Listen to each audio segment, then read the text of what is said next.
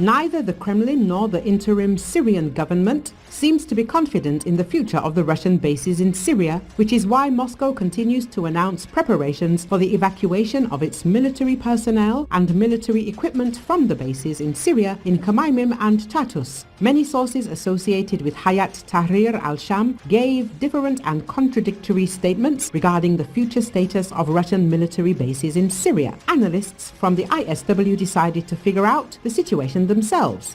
The Qatari publication Al-Arabi Al-Jadid announced that Putin's army should leave Syria within a month. Analysts from the ISW are sure that the rebels from Hayat Tahrir al-Sham have not yet made a final decision regarding the future of Russian military bases. It is possible that the rebels face international pressure regarding the presence of the Russian army in Syria.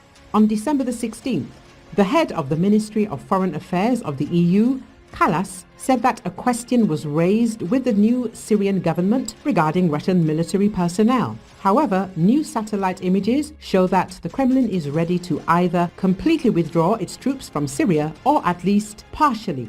The day before, the Syrian media reported that the Kremlin began the evacuation of its soldiers from Khmeimim. A large military convoy is also being prepared for the withdrawal of troops through Tartous. Russian Il-76 transport aircraft and dozens of military vehicles on the runway of the Khmeimim airbase, as well as dozens of Russian military vehicles assembled in the port of Tartous, are visible on Maktar satellite images from December the 15th to the 17th. Russia will probably take this preliminary position and withdraw some assets in case the Russian Federation decides to deny it further military presence in Syria, but it remains unclear what the Russian Federation intends to do.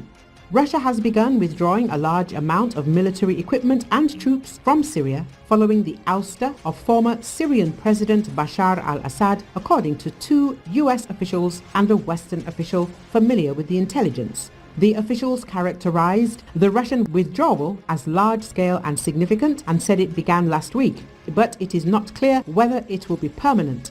The officials noted, US and Western intelligence suggests that Russian officials have been trying to determine whether Hayat Tahrir al-Sham, the main rebel group now in charge of Syria, is open to a negotiated settlement of some kind that would allow Russia to remain in some of its key bases, the sources all said. Those bases include Russia's Khmeimim airbase in Latakia and a port facility at Tartous.